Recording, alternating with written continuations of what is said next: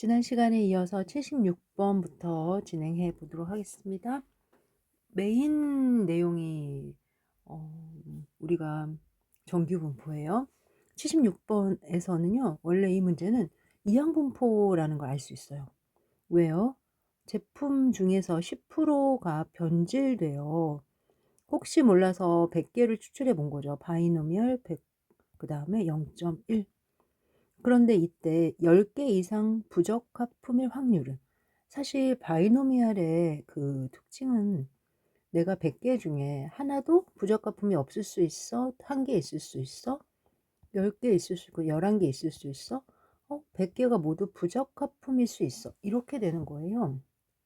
그리고 푸는 문제는 10개 이상이니까 이만큼을 모두 다 더해야 된다는 거죠. 그러면 우리는 그래? 그러면 1에서 x가 0일 때부터 9일 때까지 이걸 다 빼면 되는 거 아니야? 이렇게 생각할 수가 있어요. 따라서 100C 0에 0.1에 없고요. 0.9에 100제곱이고요. 빼기 100C 9에 0.1에 9제곱이고요. 0.9에 91제곱이고요. 이렇게 할 수 있어요. 근데 이걸 어떻게 계산하냐고요. 100C9 어떻게 계산하실래요? 99 뭐에다가 9, 8, 7, 6, 5, 4, 3, 1 못해요, 못해. 그러면 우리가 이제 근본적으로 이런 문제가 있을 때 뭘로 근사한다? 정규분포 100 곱하기 10분의 1, 100 곱하기 10분의 1 곱하기 10분의 9. 이걸로 이제 근사를 하는 거죠. 따라서 현재 정규분포가 있는데 평균이 10이고 그 다음에 표준편차가 3이니라 이제 이렇게 되는 거죠. 거기에 질문은 10개 이상이니까 그냥 이게 10개잖아요. 10개 이상. 그러면은 계산 안 해도 0.2분의 1이네? 이렇게 되는 거예요. 그러니까 이 문제는 정말 요거 어떤 거? 이항분포가 정규분포로 근사될 수 있어. 이거 하나만 알면 결국은 0.5이구나라는 걸 금방 알 수 있는 거죠. 이런 유사한 문제가 또 여기 있습니다. 그런데 보통은 연속성 수정을 한단 말이에요. 이유는 바이노미얼 현재는 20번 던지고요. 그 다음에 1의 눈에 6분의 1이잖아요. 그러면서 우리가 원하는 건 x가 4보다 크다 이렇게 될 건데 그걸 위해서 정규분포를 계산할 거라는 거죠. 그 결과 정규분포는 3분의 10하고 그 다음에 3분의 5의 제곱이 나왔다고 칩시다. 나왔어요. 아래에 있는 거 제가 보고 지금 원래 계산하는 거니까. 그러면 그거에 맞춰서 하려고 봤을 때 이 둘의 차이점이 뭐예요? 얘는 이산이고 얘는 연속이라는 거죠. 이산을 연속으로 옮기게 되면은 하나 이렇게 됐던 게 연결이 되잖아요. 그러니 오차가 생길 거를 감안해서 지금의 내용을 살짝 늘리는 거예요. 여러분들 4보다 크다라는 걸 늘린다는 건 이렇게 3.5로 줄인다는 거예요. 따라서 px를 3.5로 줄여서 더 늘려버리는 거예요. 더 크게 늘리고 있어요. 이해가 되시죠? 이걸 연속성 수정이라고 해요. 이제 연속성 수정된 상황에서 정규분포 맞춰가지고 그러면 P의 Z고요. 3.5에서 3분의 10을 뺀 다음에 3분의 5로 나눌게요. 이제 이렇게 되는 거예요. 아래로 내려가서 그 과정을 한 거라. 그랬더니 0.1이 된 거죠. 당연히 3.5로 늘렸지만 계산한 결과가 쉽게 떨어지니 여러분들이 1번 바이노미얼인데 2번 정규분포로 바꿔야 되겠구나. 3번 연속성 수정해야 되나? 여기까지 보면서 결국 바이노미얼 26분의 1을 정규분포로 바꾸고 연속성 수정 때문에 살짝 늘려라. 이거 저 잘 모르겠어요.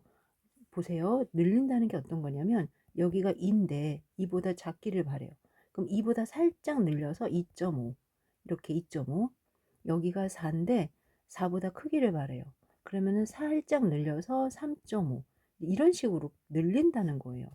그런데 혹시 이 사이에 그래서 이번에는 2하고 4 사이야. 그럼 얘를 살짝 늘리면 어떻게 되겠어요? 이쪽으로 1.5 이쪽으로 4.5 이런 식으로 늘리는 거예요. 아, 둘 다 늘리나요? 만약에 4이면 둘 다 늘려야 돼요. 한쪽만 있으면 한쪽으로 늘리고요. 이해가 되셨죠? 그러한 뭔가 교정을 연속성 수정이라고 얘기한다. 이번에는 넘어가서 78번입니다. 국내 어느 항공회사에서 A 노선의 항공편을 예약한 사람 중 20%가 예정 시간에 공항에 도착하지 못하고 탑승하지 못한다고 합니다. 그래서 이번 300석이 있는 좌석인데 그런 부분을 고려해서 360건의 예약을 받는데요. 그러니까 아무리 사람들이 많이 와도 300석 이상은 못 타요. 그런데 360건을 받는 이유는 왜 그래요? 360건의 20%는 얼마예요? 72건이죠. 그러니까 충분히 300건 안짝으로 우리가 예상을 할 수 있다 이런 거예요. 여하튼 그러한 상황을 가지고 이제 논의를 하는 겁니다. 이 항공편을 예약하고 예정 시간에 공항에 나온 사람 모두를 탑승하려고 하는데 그럴 수 있어? 그럴 확률이 얼마야? 모두요? 모두라는 건 최소 아무리 뭐래도 300은 못 넘겠죠. 따라서 X가 300보다 작을 이렇게 되는 거예요. 그런데 사실 읽다 보니까 무슨 생각이 드느냐? 결국 이 비행장에 오는 사람은 0.2는 못 오고 0.8을 오는 이항분포란 말이죠. 그 중에서 우리는 300석 좌석이 마련되어 있지만 항공편은 360석에 대해서 현재 예약 접수를 받으니까 이 케이스는 바이노미얼 360에 0.2가 될 거예요. 어디? 탑승할 거니까 0.8로 갑시다. 왜냐면 바라는 거는 탑승이에요. 그런데 질문은 이러한 상황을 바탕으로 probability x가 300 정도까지 탑승할 확률이 얼마냐라는 거죠. 그러면 여러분들 바로 못 가죠. 360을 어떻게 계산해요? 그쵸? 그러면 정규 분포를 이용하는구나. 360에다가 곱하기 0.8 360 곱하기 0.8 곱하기 0.2 뭐 이렇게 얘기를 할 수가 있어요. 그리고 그 과정에서 우리는 정규 분포 288 그 다음에 57.6이 나와야 돼요. 이제 계산해 보시면 나오겠죠. 그리고 이 상황을 찾아야 되는 거죠. 어떻게 해요? 나는 지금 288을 기준으로 이렇게 했는데 300보다 작기를 바란대. 이제 이렇게 되는 거니까 정규 분포를 그리면 이런 식의 범위가 생기는 거예요. 그런데 하려고 보니까 중간에 마지막에 연속성 수정을 하래요. 하라고? 그러면은 위로 올라가서 이거를 어떻게 바꾸라는 거예요? 약 P에서 X가 300에서 좀 커져야 되니까 305가 아니라 300.5입니다. 단위의 반을 올리는 거예요. 그래서 300.5를 가지고 이제 표준 정규 분포를 찾아봐야 되겠구나. 평균은 288이고 그 다음에 표준 편차는 루트 57.6이에요. 이것만 신경 쓰시면 돼요. 다시 내려갑니다. 아래 보니까 방금 얘기했던 내용이 다시 다 보여요. 그러면서 우리 여기까지 바꿨어. 그런데 300까지의 근사값으로 연속성 수정해야 돼. 그러면 300.5야. 여기까지 얘기한 거예요. 그리고 이제 300.5에서 288을 빼고 루트 57.6 이건 계산하시는 거예요. 계산기 들고 1.65를 얻었으면 위로 올라가서 1.65가 여기 보세요. Z값까지예요. 그러면은 0.95165는 어디까지잖아요. 어디까지. 그러니까 우리가 원하는 대로까지가 된다는 거죠. 그래서 답은 얼마가 된다? 0.9515가 된다. 78번 개인적으로요. 제가 이 문제를 엄청 많이 읽었어요. 교수님, 지금 저희 이거 처음 푸는 거 아니죠? 여러분은 처음 풀지만 저는 엄청 많이 풀었죠. 그런데 풀 때마다 헷갈려요. 풀 때마다 300소? 그래서 360건? 그래서 근데 모두 탑승해? 그게 뭔데? 계속 헷갈려요. 계속. 그러니까 이 문제를 로직하게 읽어야 돼요. 어떤 사람이 오면은 0.2는 안 되고 0.8은 되는데 360석을 해야 300석까지 그래도 될 수 있겠다고 생각했구나. 그럼 360석에 0.8로 가야 되겠구나.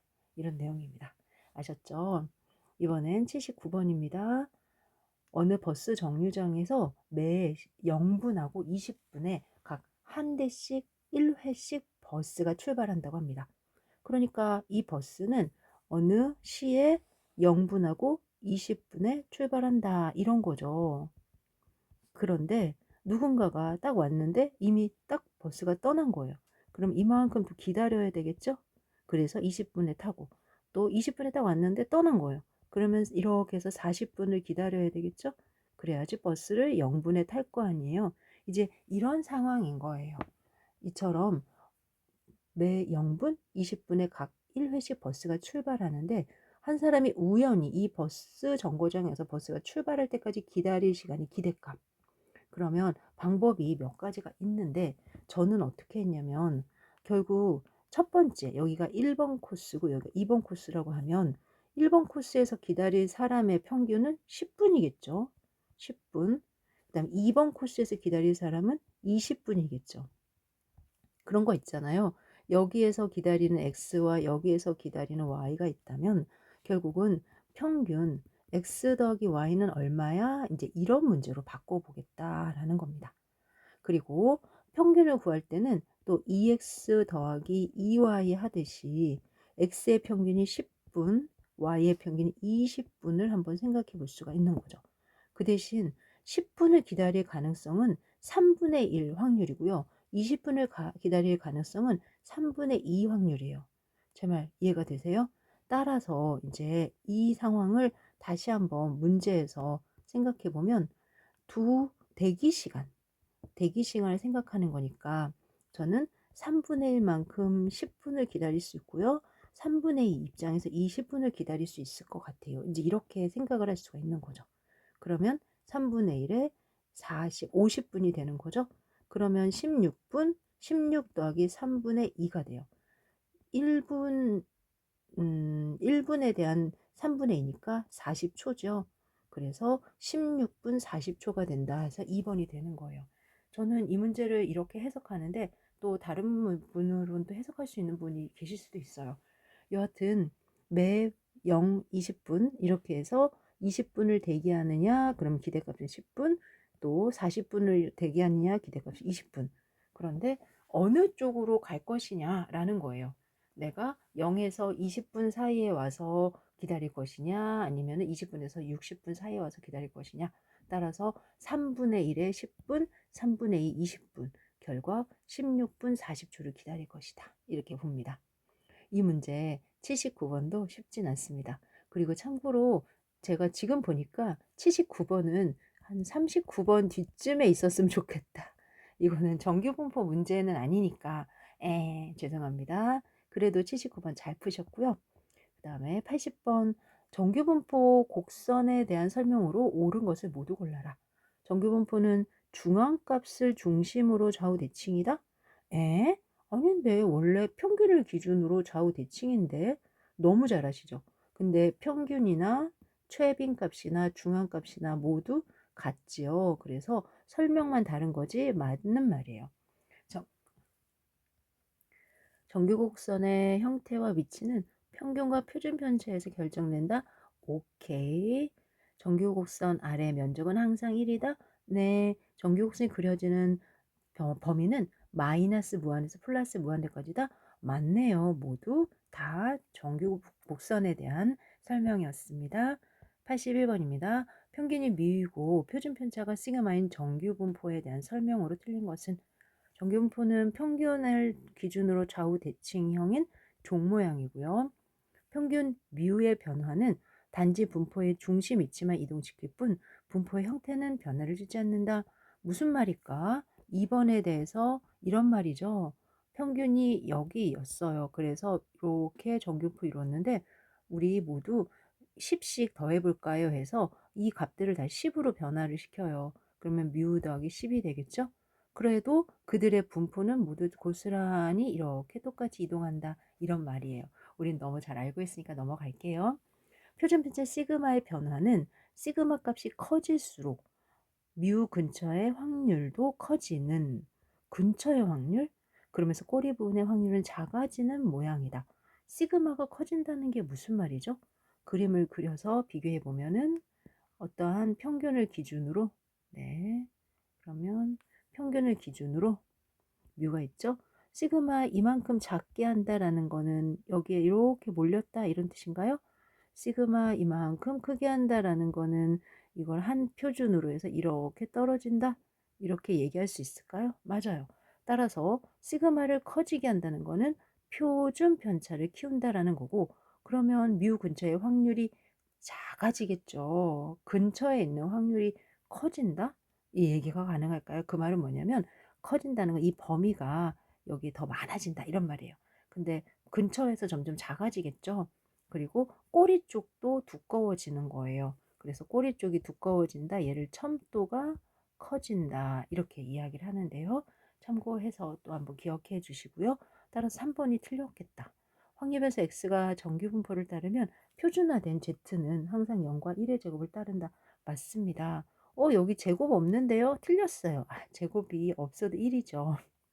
우리 아래 표준 편차 시그마 값이 커지면 뮤 근처의 확률이 낮아진다, 작아진다, 촘촘하지 않아진다 이런 말이에요. 그래서 촘촘하지 않다 이런 말이고요. 그 결과 확률이 두꺼워지는 부분으로 해서 더 넓게 퍼진단다 이런 겁니다. 82번 A도시가 전국도시에 비해서 주택 보급률과 도로율 등 어떤 것이 더 열악한지 파악하고 싶어요. 그럴 때 주택 보급률이 예를 들어서 뭐 이렇게 분포가 돼 있다. 그 다음에 도로율은 또 이렇게 분포가 돼 있다. 그런데 어떤 게 더 열악한 거지? 보고 싶으면 그들의 단위와 범위를 통일화시켜서 비교를 해야 되는데 통일시키는 값 중에서 보통 변동계수도 가능해요. 근데 변동계수는 한 값에 대한 비교 이런 거고요. 지금은 모든 값들이 어떻게 분포되어 있어서 더 열악합니까? 라는 해석 같아요. 그럼 표준 점수인 Z분포를 이용하면 좋겠다. A시의 위치를 각 분포 내에서 평가하는 문제이므로 표준 점수인 Z점수를 사용하는 것이 어떻겠느냐 하고 이야기를 하고 있으니 한번 여러분들도 읽어보시면 좋을 것 같아요. 83번입니다. 평균이 뮤이고 표준 편차가 시그마인 정규 모집단에서 우리는 크게 1시그마, 2시그마, 3시그마를 정할 수가 있어요. 그럴 때 이쪽이 2시그마만큼 더한 거, 시그마만큼 더한 거, 3시그마, 2시그마까지 만약에 하게 되죠. 그러면은 혹시 여러분들 68, 95, 99 법칙이라고 들어보셨어요? 못 들어보셨어요? 6895, 99 법칙, 6895, 99 법칙. 이유는요, 이렇게 정규분포가 좌우 대칭형으로 논의가 되면 이때 면적을 우리가 만약에 논의하면 여기가 0.68, 그 다음에 2시그마까지 해서 이렇게 다 논의하면 0.95, 그 다음에 3시그마까지 해서 풀로 다 채우잖아요. 그러면 0.99, 그래서 6895, 99 법칙이라는 단어도 있습니다. 따라서 2시그마예요. 그러면 95가 되는 거죠. 오, 이런 게 나오면 저 외우고 있어야 되는 거 아닌가요? 그래도 좀 외우셔야죠. 네, 6895, 99 법칙. IQ는 보통 100점을 기준으로 15점이 표준 편차라고 합니다. 그런데 IQ가 100점 이하일 경우는 50%겠죠? 반이니까. 확률변수 x는 표준 정규분포를 따르는데 EX는 어떻게 될까요? 하고 물어봤어요. 그러니까 우리가 보통 x는 뮤이고 vx는 시그마 제곱이다. 그런데 제가 EX가 궁금했어요. 2배의 EX가 돼야 되겠죠? 그 다음에 시그마 v가 궁금했어요. 그럼 4배의 vx가 돼야 되겠죠? 따라서 2뮤 4 시그마 제곱 이렇게 됩니다. 그럴 때 2뮤의 분포는 어떻게 됩니까? 하는 질문이 있는 거예요. 지금 보니까 표준 정규 분포라서 0과 1이에요. 그러면 여기도 0이고 여기는 1이니까 0,4가 되겠죠. 답은 3번입니다. 그 다음에 86번으로 가볼까요? 두 확률 변수 x, y가 서로 독립이고 각각 정규 분포를 이루고 있대요. 그럴 때 u하고 v는 어떤 분포일까요? 정규 분포인데 표준 정규 분포군요. 그러면은 각각 0과 1의 제곱 또 n 0과 1의 제곱을 논하고 있으니까 더하면은 0과 2의 제곱인가요? 2인가요? 네, 또 0과 또 2지요. 왜요, 교수님? 왜냐면 vx-y는 1의 제곱 더하기 마이너스 1의 제곱에서 똑같다. 그러니 1 더하기 1, 2가 된다. 따라서 UV 모두 0과 2가 됩니다. 여러분들 한번 기억해 보시고 문제 풀어봐 주세요.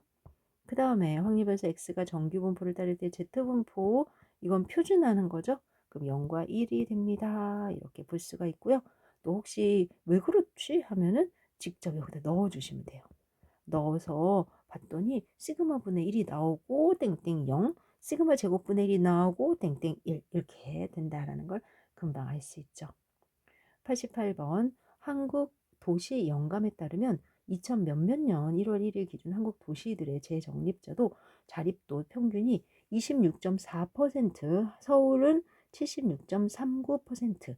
그런데 표준 편차를 9.3%로 지금 보고 있을 때 서울의 표준 점수는 어떻게 돼요? 라는 거예요. 그러면 여하튼 26.4이고 우리는 76.39고 그럴 때 표준화하시는 한다는 건 z 값이 얼마예요? 라는 거죠.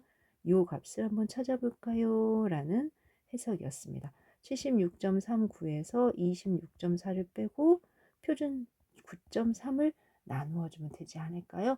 그랬더니 5.38이 나왔어요. 그래서 약 얼마다? 5.38이에요. 이렇게 볼 수가 있습니다.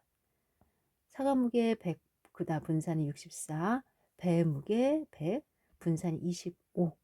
지금 120g의 사과와 배가 각각 하나씩 있다고 할 때 이 사과와 배의 상대적 무게의 관계는 상대적이니까 64 안에서 120이 어때요? 125 안에서 120이 어때요? 라는 거죠.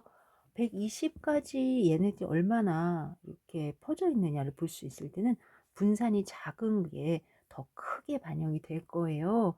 그래서 아래 바로 보이지만 120에서 둘 다 100을 빼고 그 다음에 8로 나누고 5로 나누는데 그러면 5로 나누는 그쪽이 훨씬 더 큰 값이 되니까 상대적으로 무게가 무겁다. 이렇게 뭐가 배가 그래서 배가 사과보다 상대적으로 무겁다. 이렇게 됩니다. 그 배경에는 뭐가 들어있다? 표준 정규분포를 찾는 거구나. 표준화 점수를 찾는 거구나.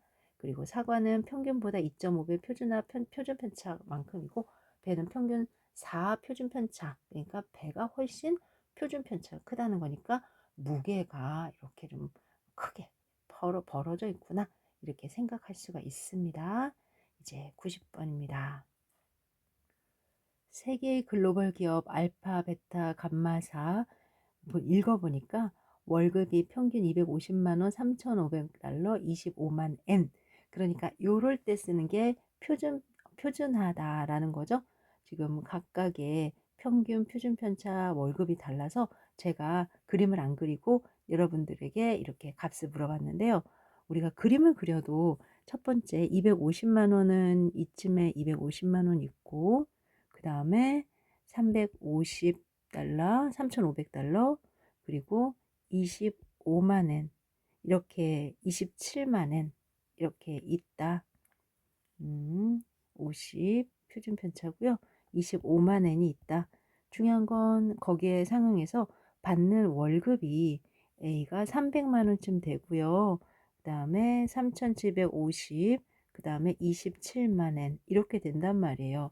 그러니까 결국은 많다 적다를 비교할 때는 표준하는 게 중요하잖아요. 그래서 300에서 2,500을 250을 뺀 다음에 표준 편차로 나누고 했더니 아래 표로 볼게요.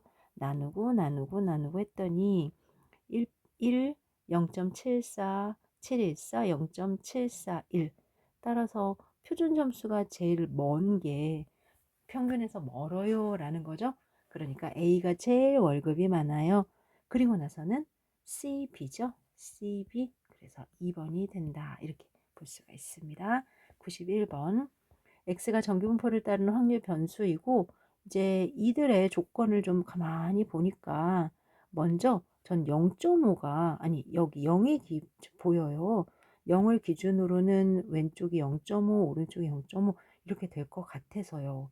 그리고 1보다 크다 했으니까 여기가 1이고요. 또 0.5도 여기 있고요. 그리고 그림을 이렇게 그려볼게요. 그러면 1보다 클 확률은 얼마래요? 0.16이래요.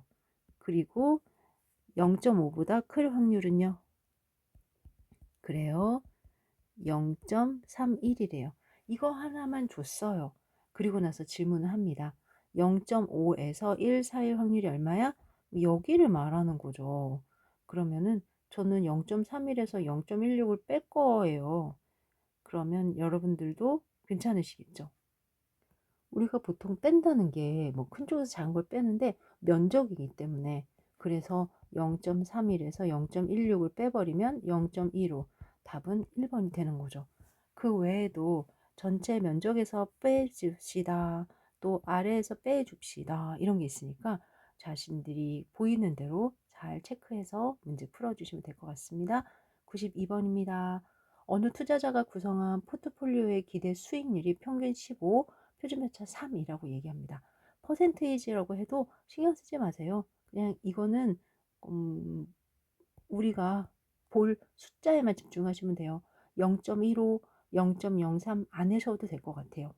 그리고 중요한 건 바로, 근데 나 수익률이 15 이하였으면 좋겠어, 이렇게 되죠. 15 이하일 확률은 0.5. 그래서 바로 확인만 하면은 답이 나오는 것들도 있으니까 여러분들 쉽게 생각해 봐 달라는 겁니다. 93번. 20대 성인 여사의 키 분포가 정기분포를 다루고 평균이 160, 표준편차가 10이래요. 그러면 160에 10이니까 170, 180, 그리고 중간에 170보다 클 확률이니까 이쪽에 있을 확률이 얼마니? 라는 거죠. 그러면 표준 정균표로 바꾸면 상황에서 0이 되고 1이 되고 2가 되고 1.5가 되겠죠. 맞아요. 따라서 아래 누적 분포 함수까지 해서 큰 걸 봐라라고 하니까 1.5까지 누적을 시키시고요. 우리는 반대로 남은 게 필요한 거예요. 그래서 1에서 0.9332를 빼라 라고 하면 됩니다. 그 결과 우리가 원하는 0.0668, 그래서 답은 0.0668. 그리고 앞서 0.9332를 뺀다라는 건 1에서 빼는 거죠. 이와 같이 문제를 풀 수가 있습니다. 잘하셨고요.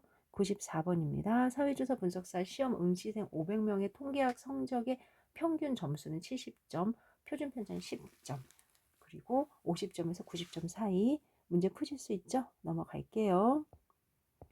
그 다음에 그래서 얻은 게 0.9544인데 지금 몇 명인가요? 했으니까 최종적으로는 0.9544를 500에 곱해서 478점이니까 477명쯤면 될 것 같아요 하고 답을 써주셔야 되겠습니다. 어떤 시험에 응시한 응시자들의 시험 문제 풀이를 모두 풀이하는데 걸리는 시간이 60분하고 표준 편차가 10분이라고 얘기합니다. 그 말은 60분과 표준 편차 10분이니까 네, 60분과, 그래서 이렇게 뭐 50, 40, 이것도 중요하지만 70, 80도 있을 수 있다. 이제 이런 걸 기억하셔야 되겠죠? 그런데 어느 시험의 시간을 50분으로 정해놓고 싶다. 50분으로 정해놓고 싶다. 라는 겁니다.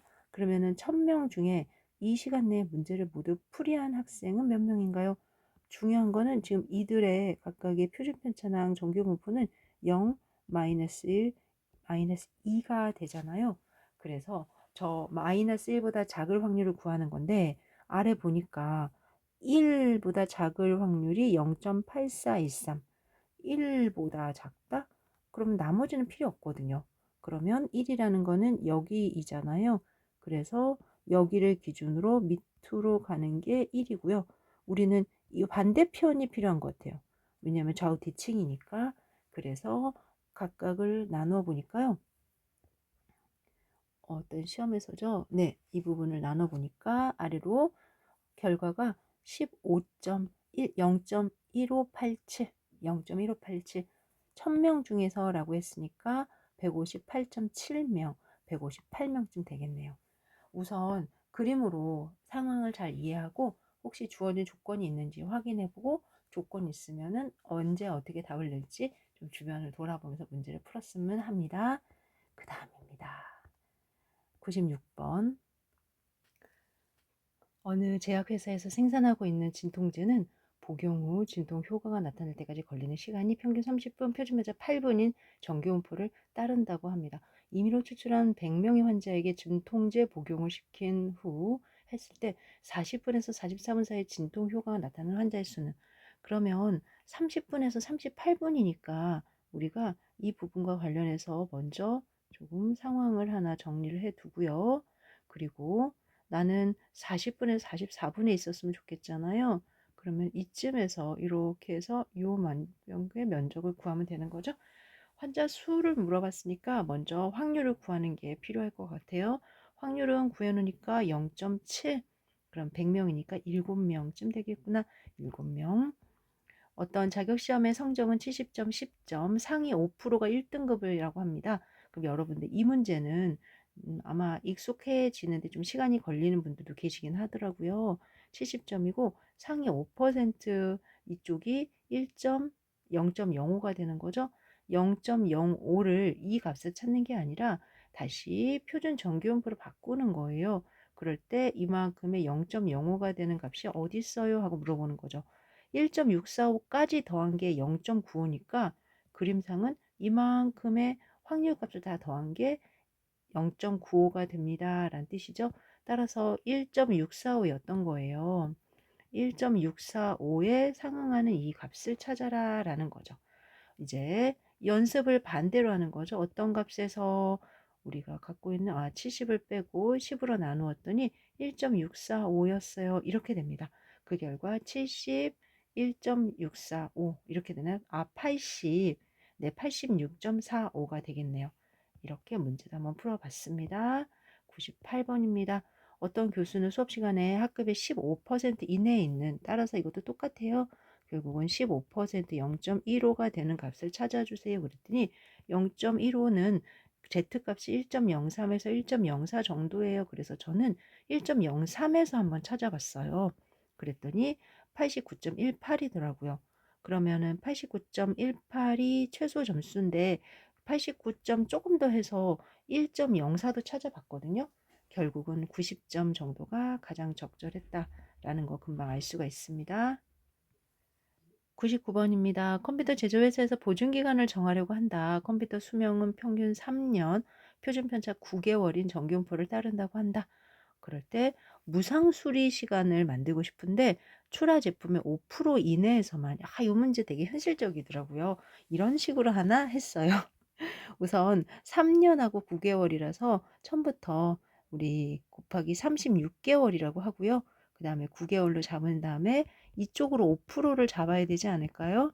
그러면 Z값은 지금 이거는 그냥 값이고요. 밑에 Z값이 하나 더 있다고 하면은 마이너스 1.645가 되겠죠. 앞서 한번 했으니까. 그러면은 역으로 한번 찾아보는 거예요. 아래로 내려가니까 역으로 한번 찾아봐 주세요. 이렇게 되는 거죠. 그래서 A에서 마이너스 36을 빼서 불어나는 게 마이너스, 그러니까 A는 21.19, 보증기간 21개월 정도로 하면은 한 5% 출하 제품 5% 정도 내에서는 무상 수리가 되겠네요 하고 답을 구할 수 있습니다. 정말 이런 식으로 답을 예측해 보니까 현실적으로 너무 재밌었어요. 100번입니다. 확률 변수 x와 y는 서로 독립이고 각각 정규분포를 따르는데 더한 거가 5보다 컸으면 좋겠어요 라고 얘기했으니까 우리 x하고 y를 더한 것은 어느 분포를 따르나요? 1 더하기 2, 1의 제곱 더하기 2의 제곱 이렇게 따른다라는 거죠. 따라서 3을 기준으로 뭔가 좌우 대칭형이 이루어지는데요.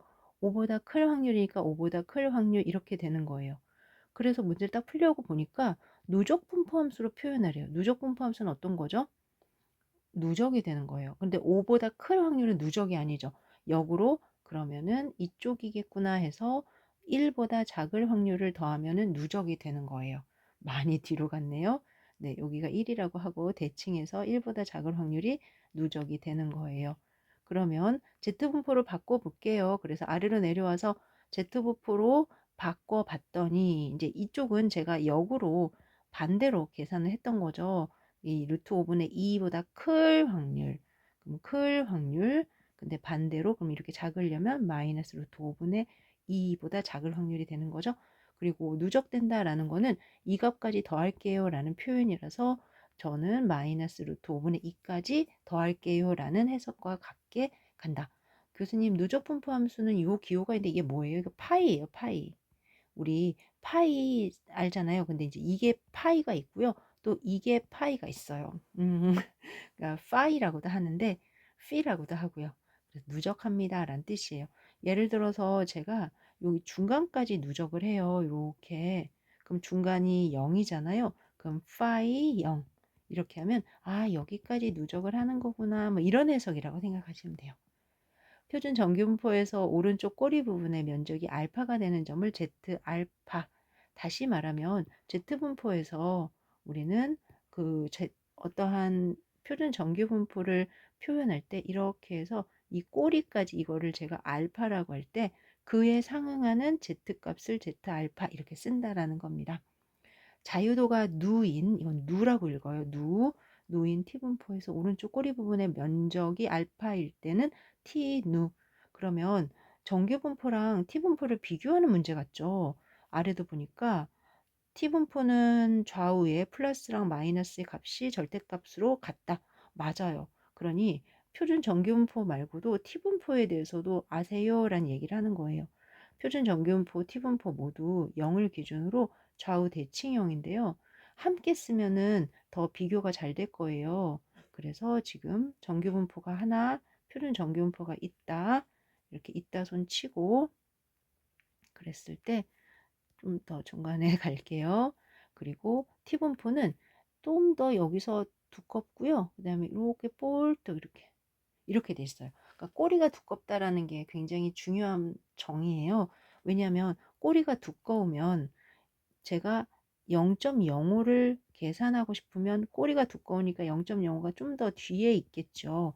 T분포는 꼬리가 두껍고 표준 정규분포는 정규분포는 얘네들이 좀 수렴하게 되는 거. 표준 정규분포를 수렴하게 되는 거죠. 처음에는 개수가 5개였는데 개수가 20개였다가 개수가 30개가 되면 점점점 표준 정규분포로 수렴해 가는 거. 여러분들이 알고 계시는 바죠.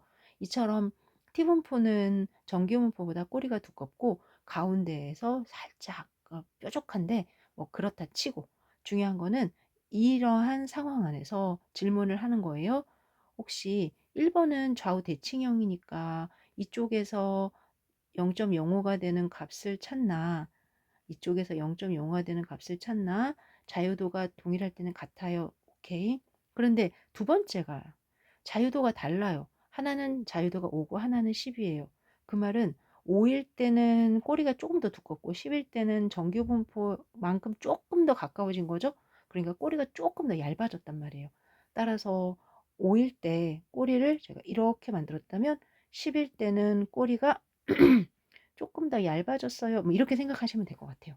그러면은 5일 때 여기까지가 5였다면 0.05, 10일 때는 여기까지가 0.05가 되겠죠. 0을 기준으로 더 짧아진 거니까 값이 작아졌다라고 얘기합니다. 따라서 이렇게 바꿔야 답이 됩니다. 그러면 만약에 정규분포면 더 얇아지겠죠. 더 얇아지지 않을까요? 그러면 더 가까이 와서 더 작은 값이 되겠죠. 표준 정규분포일 때의 값이 가장 작다. 이렇게 볼 수 있습니다. 누가 아주 커지면 T분포는 표준 정규분포로 뭐한다? 거의 같아지면서 수렴한다. T분포가 표준 정규분포를 겨냥해서 만들어 놓은 거라는 건 아실 거예요. 그래서 처음에는 표준 정규분포를 하나 얇게 이렇게 해서 하다가 T분포가 점점 이제 이렇게 해서 조금 그 다음에 조금 더 뭐 이런 식으로 갔다고 생각하시면 돼요. 그러니 정규분포, 표준 정규분포 0을 기준으로 이렇게 해서 점점점 표준 정규분포로 수렴해 가면서 꼬리는 얇아지고 위로는 올라가고 이렇게 생각하시면 되겠네요. 한번 읽어볼게요. T분포는 표준 정규분포처럼 0을 중심으로 좌우 대칭형인 종 모양인 건 맞아요. 하지만 꼬리가 두꺼워요. 하지만 자유도가 증가할수록 즉 많이 뽑을수록 그리고 자유도가 점점 무한대가 되면 Z분포와 일치합니다. 그러니까 같은 0.05라는 확률에 입각해서 보았을 때 5에서 10, 10에서 30, 30에서 이렇게 점점 커질수록 꼬리 부분이 얇아져서 0에 가까운 값이 됩니다. 라는 얘기입니다. 이해가 되셨을까요? 표준 정규 분포를 따르는 확률 변수의 제곱은 어떤 분포일까요? 그럼 표준 정규 분포라는 거는 말 그대로 Z 분포의 Z값이에요. 그런데 이 Z값을 뭔가 제곱을 하고 싶은가 봐요. 제곱을 했다? 지금 읽어보니까 제곱에 대한 단어가 카이 제곱 분포라고 돼 있죠. 맞아요. 이러한 해석으로 우리가 카이 제곱 분포를 쓰는데 단 카이 제곱 분포 1은 Z 분포랑 같고요. 그 다음에 카이 제곱 분포에 대해서 뭐 2다 그러면은 Z1, Z2 제곱을 더한 거다. 뭐 이런 식으로 만들어 놓은 겁니다. 표준 정규 분포를 따르는 확률 변수 각각의 서로 독립적으로 있을 때 제가 K개를 더하면은 이 K개를 가지고 카이 제곱 자유도가 K인 분포입니다. 라고 이야기를 하고 있습니다. 카이 제곱 분포는 지금 앞서 Z분포를 제곱을 해서 더한 것들의 분포라고 그랬어요. 즉 4번이 정의예요. 각각이 K개가 어떻게든 표준 정규 분포를 따르는 확률 변수로서 제가 선택을 했는데 그들을 제곱해서 이렇게 K개를 더하면 자유도가 K인 카이 제곱 분포를 따른다라고 얘기합니다. 그런데 저는 이게 무슨 말인지 모르겠어요. 아, 여기에 표준 정규 분포가 하나 있는 거예요. 그러면 제가 이런 표준 정규 분포로부터 하나 뽑았어요. 2개 뽑았어요. 이렇게 K개 뽑았어요. 이렇게 얘기를 할 수 있다라는 거예요. 뭘 뽑아요, 교수님? 아니, 이 값들 있잖아요. Z1 이렇게 하나 뽑았어요. 이렇게 뽑는 거예요. 그리고 얘네들을 이렇게 더해서 이거를 제가 하나의 값으로 이렇게 부를 수 있다라는 거예요. 그게 말이 돼요? 네, 말이 되죠. 사실 여러분들 잘 모르시겠지만 우리가 제가 얘를 제곱을 하잖아요. 그럼 Z1에서 0을 뺀 다음에 제곱을 해서 시그마 1로 나눈 거죠. 그러니까 표준화를 또 시킨 것처럼 보이긴 하잖아요. 이와 같이 표준 정규 분포를 이렇게 표현을 해 놓은 거를 우리는 약속해서 카이 제곱 분포라고 했다라고 생각하시면 됩니다. 그리고 카이 제곱 분포는 자유도가 K일 때 평균이 K이고 분산은 2K다. 이렇게 이야기하시는 거 이거는 카이 제곱 분포를 다시 한번 제곱을 해서 그리다 보면 이렇게 그려지거든요. 그러면 그 사이에 평균이 K구나. 그 다음에 표준 편차는 루트 2K구나. 이렇게 확인이 되는데 저희는 하지 않았어요. 참고만 하세요. 그런데 제가 그림을 그려놓은 걸 보니까 왼쪽으로 치우쳐서 꼬리가 오른쪽으로 길지 않습니까? 틀렸구나. 이렇게 볼 수 있고요. 카이제곱 분포는 여하튼 K1개의 Z제곱과 K2개의 Z제곱을 가지고 만드는데 또 더했으니까 K1, K2개의 카이제곱 Z제곱에 대한 합이 되겠죠. 그래서 카이제곱 분포에서는 그들의 덧셈도 된다. 맞다라는 겁니다. 카이제곱 분포는 그림이 되게 중요합니다. 지금처럼 왼쪽으로 치우쳐서 꼬리가 오른쪽으로 길다. 잊지 마시고요. 또 104번은 처음 보면은 너무 이거 뭐지? 막 이렇게 눈이 동글동글해져요.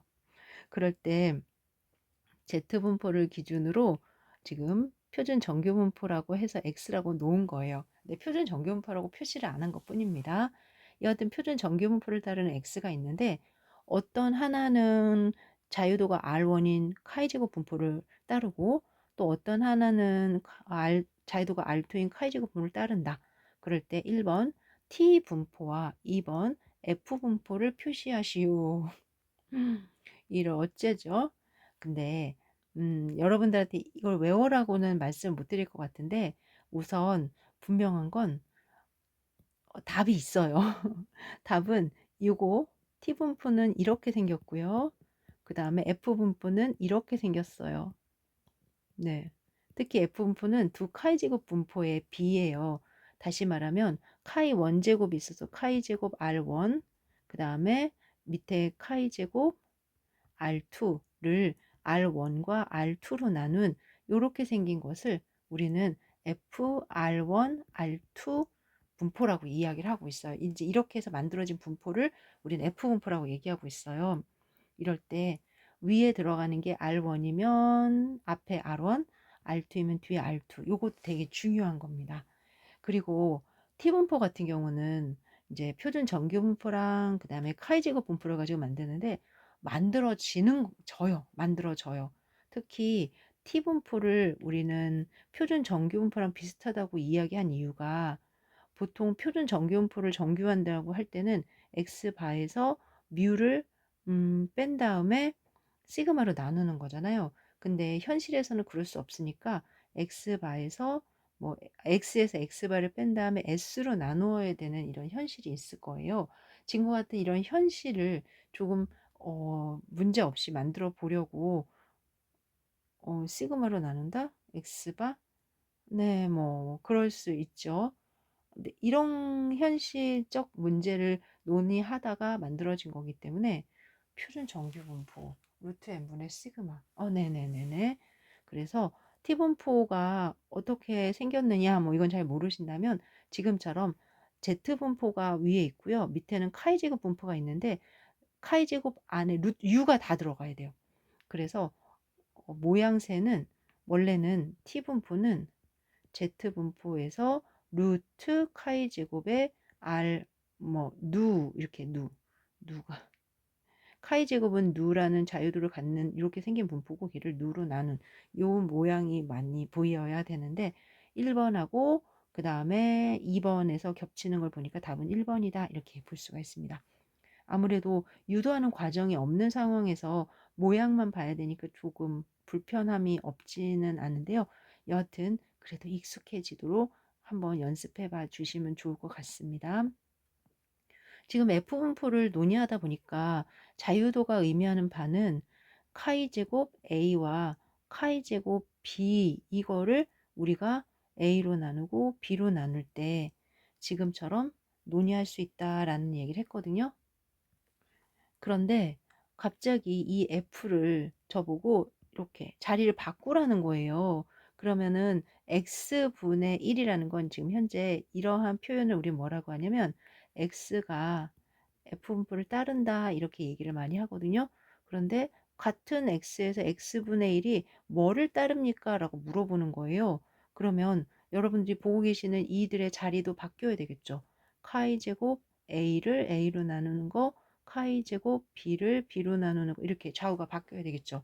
그러면 이때 f는 자유도가 b, a가 되겠죠. 보이세요? 맞다고요. b, a가 되는 거를 x분의 1이 따른다. 그래서 b, a가 되는 2번이 답이 되는 거예요. 참 신기하죠. fa, b를 분의 1로 했을 때 fb, a가 된다는 거. 그런데 카이제곱 분포 자체가 저, 자, F분포 자체가 카이제곱 분포 두 개의 B로 만들어졌기 때문에 역화시키면 FB, A가 되는 겁니다. 이제 신기한 게 아니라 그 정의를 우리는 지금 본 거죠.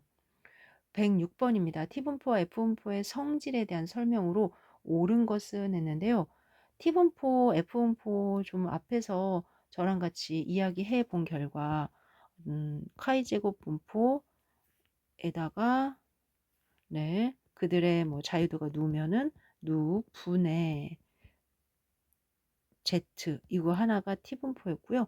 F분포는 카이 제곱 누1의 누1 카이 제곱 누2의 누2 이제 이렇게 되는 분포다라고 얘기했거든요. 사실 이거를 왔다 갔다 하다 보니까 조금 헷갈릴 수 있는데 여하튼 옳은 것은 지금 2번입니다. 2번 방금 했던 거에서 좀 아이디어를 얻어야 되는 거예요. 그리고 뭐 눈에 보이는 것만 잠깐 할게요. 3번 T분포하고 F분포는 통상적 오른쪽으로 꼬리가 길다. T분포는 좌우 대칭형이었죠. 그래서 이렇게 생겼고 F분포만 오른쪽으로 꼬리가 긴 거니까 넌 이건 틀렸어요. 그리고 좀 전에 위에서 104번에서 했던 것처럼 보고 있는데 지금 이거는 T분포를 따른다? 밑에 누가 뭐가 하나 있어야 될 것 같아요. R이 있어야 될 것 같아요. 그래서 루트 R분의 V 이게 있어야 돼요. 이거 뭐가 빠졌다. 네, 이것도 틀렸고요. 그 다음에 1번은 뭐가 틀렸냐면 자유도가 K인 T 분포의 제곱은 F K, 1이 아니라 F1, K입니다. 이게 뭐가 잘못됐나요? 여러분들이 F 분포를 앞에서 뭐 카이 제곱 분포에서 나왔는데 카이 제곱 1과 카이 제곱 K 이렇게 했는데 사실 카이 제곱 1이 뭐냐면 Z 분포죠. Z 한 개 분포. Z 제곱. 네, 카이 제곱 K. 네.